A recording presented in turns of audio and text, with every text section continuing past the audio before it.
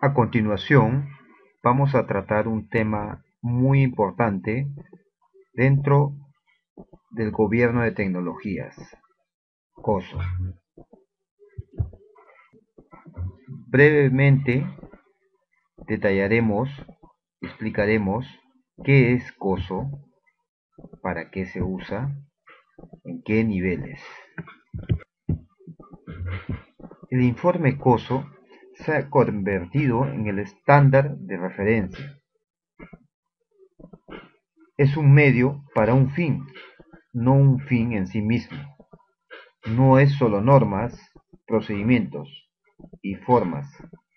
Involucra gente. COSO es aplicado en la definición de la estrategia y aplicado a través de la organización en cada nivel y unidad. ¿Para qué? Proporcionar un grado de seguridad razonable en cuanto a la consecución de objetivos de la organización con eficacia. En realidad, COSO está diseñado para identificar los eventos que potencialmente puedan afectar a la entidad y para administrar los riesgos, proveer seguridad razonable para la administración y para la junta directiva de la organización, orientada al logro de los objetivos del negocio. ¿En qué niveles? Eficacia y eficiencia en las operaciones. Confiabilidad de la información financiera. Cumplimiento de las leyes y normas que sean aplicables.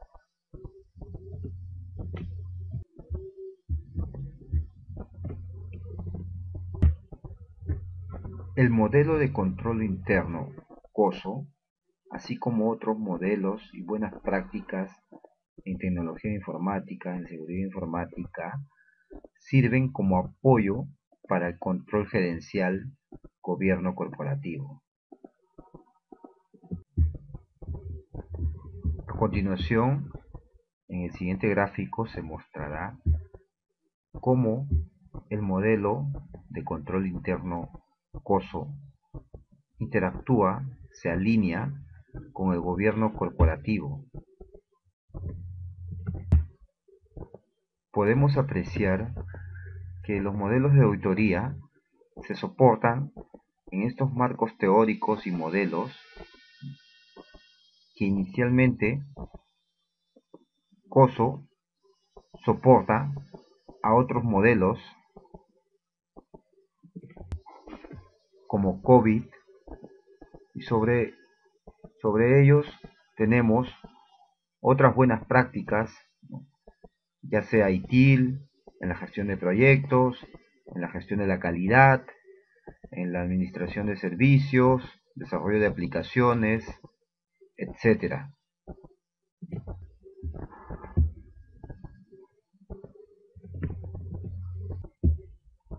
COSO tiene 3 objetivos y 5 componentes. Los 3 objetivos ya se mencionaron anteriormente, que eran la eficacia y eficiencia en las operaciones, confiabilidad de la información de publicación, cumplimiento de las leyes y normas aplicables. Constituyen el combustible que se necesita para alcanzar los objetivos.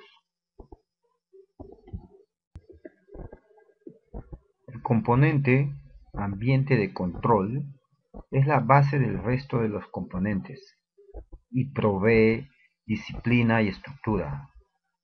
Enmarca el tono de la organización, influenciando la conciencia del riesgo en todo su personal. La importancia del análisis de riesgo es porque permite que una entidad entienda el grado en el cual los eventos potenciales pudieran afectar la consecución de objetivos.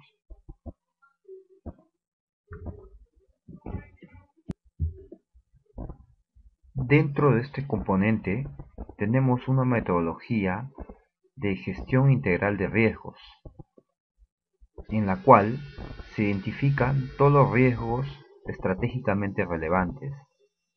Se analizan cada uno en función de su impacto y probabilidad de ocurrencia. Luego se evalúa la efectividad de controles existentes y potenciales para mitigar su impacto. Finalmente, decidir el tratamiento de los riesgos residuales. En el componente actividades de control tenemos políticas y procedimientos que ayudan a asegurar que se lleven a cabo las respuestas de la dirección a los riesgos. Para tener un eficaz relevamiento de las actividades de control, necesitamos tener claro que los controles internos deben ser descriptivos, con cuestionarios y con diagramas de flujo. Para el siguiente control, la información relevante debe ser identificada, capturada, procesada y comunicada en la forma adecuada y oportuna, a través de los canales adecuados de comunicación. También, los sistemas de información deben apoyar las tomas de decisiones y la gestión de riesgos, y deben estar integrados con las operaciones y con calidad en sí misma. Finalmente, el monitoreo es la supervisión de la gestión de riesgo empresarial, revisando la presencia y funcionamiento de sus componentes a lo largo del tiempo. Para el logro de este componente, la gerencia tiene que supervisar los controles para asegurarse de que funcionen conforme a lo diseñado.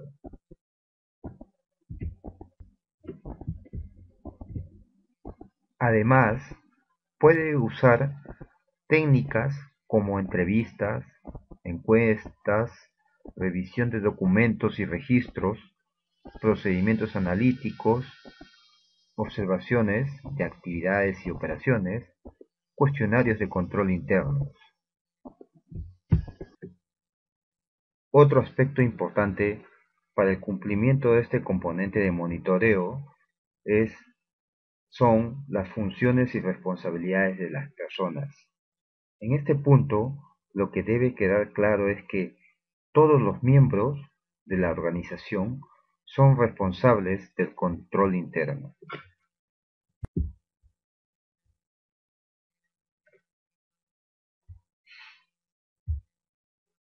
A continuación, mostraremos el ejemplo de cómo se desarrolló una auditoría de desarrollo y mantenimiento de sistemas utilizando el modelo COSO y COVID.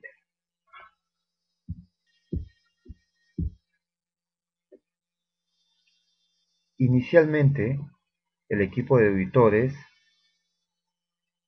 armó una agenda para presentar los pasos y las revisiones a seguir con los involucrados. En ella se indicó el objetivo y alcance, los riesgos inherentes y otros aspectos relevantes, cómo se desarrollaría el cierre de auditoría y algunas preguntas e inquietudes con el público. El objetivo de esta revisión es proporcionar una opinión independiente respecto al diseño y operación de los controles internos de esta empresa en su desarrollo y mantenimiento de sistemas.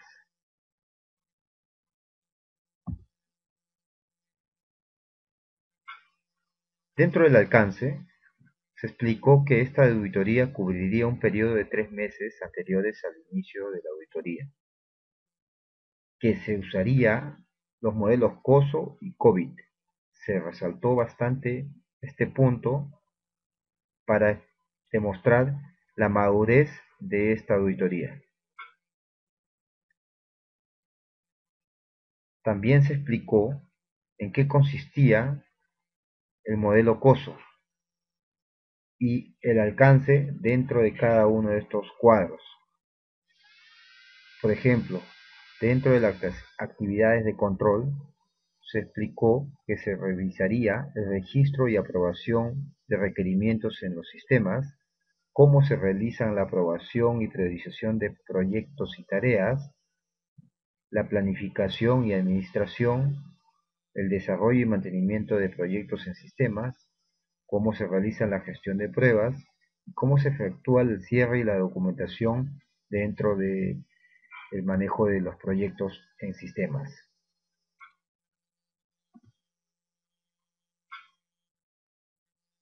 También se explicó los principales riesgos inherentes dentro de cada uno de los componentes y temas dentro de estos componentes. En el cuadro podemos apreciar que para la estructura organizacional, roles y responsabilidades, tenemos identificado riesgos inherentes por la insuficiente falta de soporte de TI a las necesidades del negocio, o por la falta de flexibilidad de TI ante los cambios en las necesidades del negocio, o por duplicidad de funciones e inadecuada segregación de funciones. En el componente de evaluación de riesgos se explica las políticas y procedimientos establecidos que no cubran los riesgos relacionados a este proceso. Dentro de las actividades de control tenemos identificado el registro y aprobación de requerimientos de sistemas. En ella se explica que los riesgos inherentes están relacionados a objetivos de requerimiento que no estén alineados con la estrategia de la empresa, que los gastos en proyectos sin sustento o análisis completo falten, que gastos en proyectos no tengan los niveles de autorización correspondientes. En la parte de aprobación y priorización de proyectos y tareas, podemos mencionar las sanciones que hubieran por incumplimiento de fechas límites en las atenciones de requerimientos regulatorios. Muy importante por ser normativo y de ley.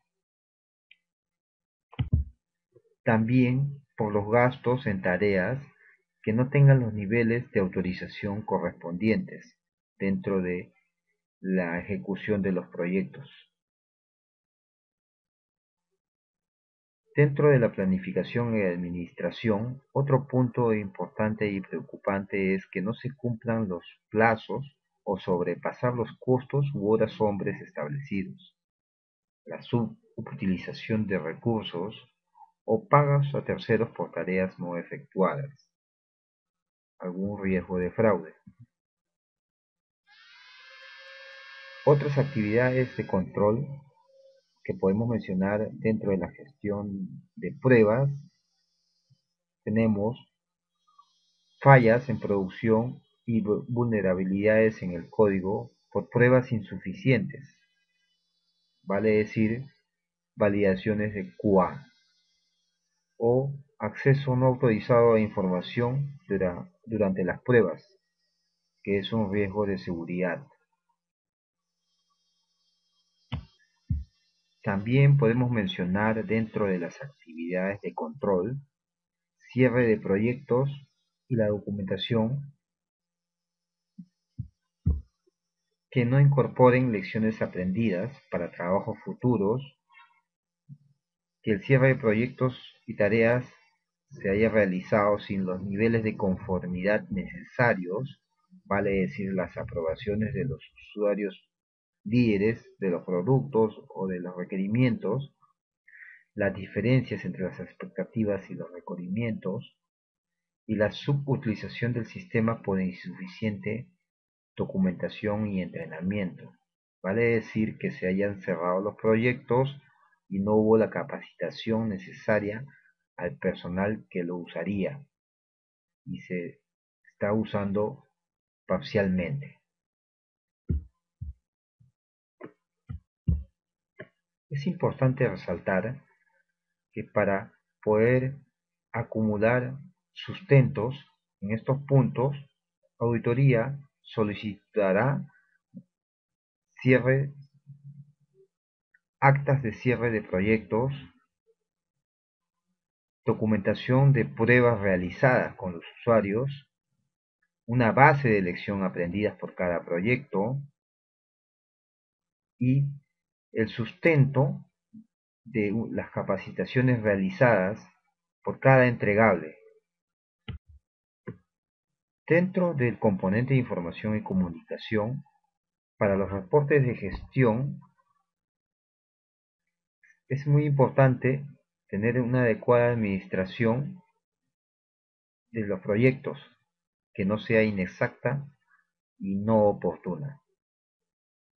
Una priorización apropiada para la información exacta y oportuna. Y una medición correcta del desempeño. Para ello, auditoría recopilará información relevante al respecto, como por ejemplo la cantidad de requerimientos priorizados, la prioridad de cada uno y en la medida en que se atendió cada uno de ellos, y el orden. En el componente de supervisión y monitoreo, uno de los puntos importantes es identificar aquellas metas y objetivos no alcanzados, por ejemplo, aquellos comprometidos por la gerencia en el periodo pasado.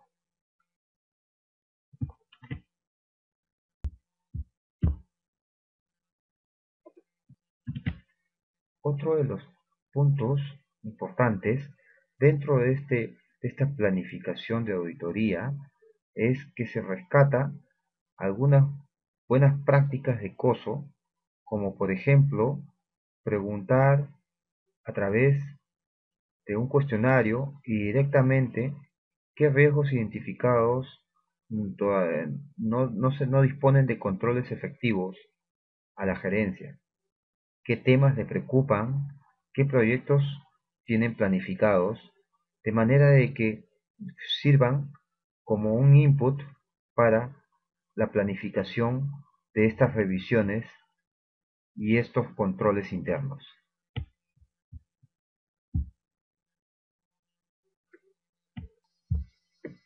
COSO recomienda ser descriptivo. Por ello, se explicó también cómo sería la calificación y la importancia de las observaciones que resulten de estas revisiones. Por ejemplo, se explicó que se iban a manejar 3 tipos de riesgos, los necesarios para estas revisiones: riesgo bajo, moderado y alto. Y se mostró al público las descripciones al respecto para que queden claras.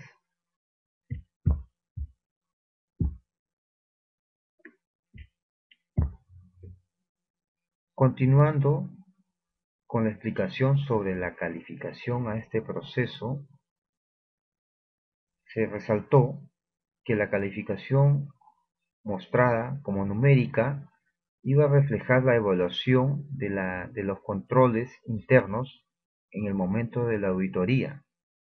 Además, otra calificación alfabética iba a reflejar la opinión del auditor en cuanto a la tendencia sobre los controles internos. Por ejemplo, A, mejorando; B, estable; C, declinando. En realidad, no, usaron una métrica que hacía más sencilla, menos compleja para el entendimiento de los evaluados.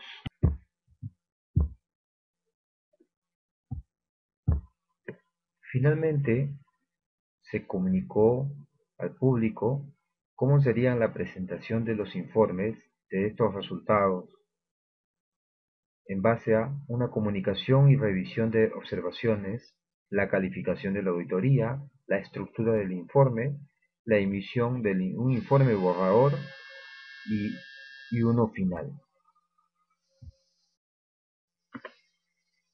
El equipo de trabajo de monitoreo y control TI de la Maestría en Gobierno TI de la Universidad Nacional Mayor de San Marcos les agradece.